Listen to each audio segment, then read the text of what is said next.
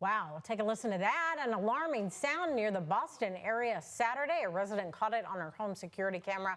The explosive sound sent law enforcement scrambling, concerned about what caused it.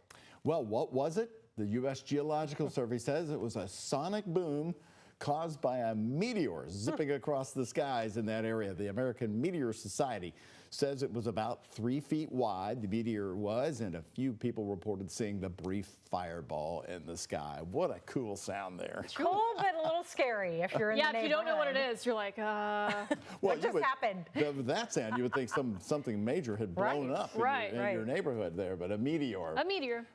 Especially the daytime. I always think of them at night, but they can scream out anytime. Anytime. Here at home, quiet weather. No meteors. I mean, maybe. I don't know. Wow, we've had everything else. Bring on a meteor. Bring on the meteor. Yeah, rain chances next 5 days. I mean, this drier trend that we've been on will continue for most of us through at least Friday. So we got that stretch of wet weather. Now we've been able to dry things out, get out in the lawn, mow again, and we're going to continue to see the drier days through at least Friday. We have a 20% chance of seeing an isolated shower or storm on Saturday, up to 40% by Sunday and Monday as heat and humidity start to build. But throughout this week, we are looking to stay pretty comfortable. Tomorrow, dew points could mix down into the 40s. That is extremely pleasant for this time of year. We're staying in the comfortable range, dew points in the 50s Wednesday, Thursday, and Friday. But you notice this trend here back into the 60s, potentially even lower 70s this weekend into early next week. So we'll start to be able to feel that humidity return, and we'll likely be dealing with heat indices by that point. So actual high temperatures looking to gradually climb throughout the week. We're right around 80 tomorrow, up to 82 Wednesday, mid-80s Thursday, upper 80s this weekend. As I mentioned, likely feeling a little bit warmer with that higher humidity as well. But temperatures right now are comfortable. We are in the 70s and 80s all across the region here.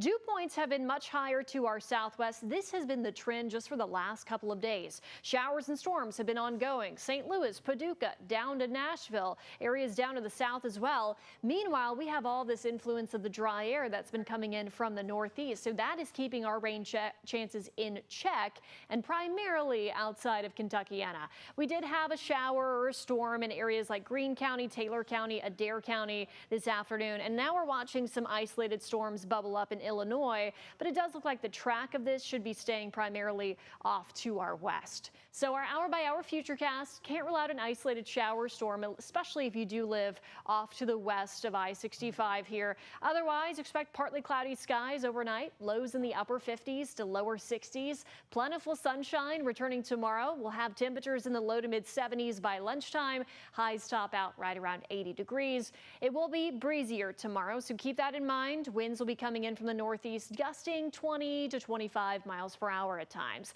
Then we're into the lower 80s on Wednesday after starting off in the upper 50s, so we'll have those nicer nights for a few more nights until the humidity catches up to us, and then we're not able to cool off as much overnight. But we warm into the upper 80s Friday through the weekend. Once again, an isolated storm by Saturday afternoon and evening, up to a 40% chance that we'll have to dodge Sunday and into next Monday.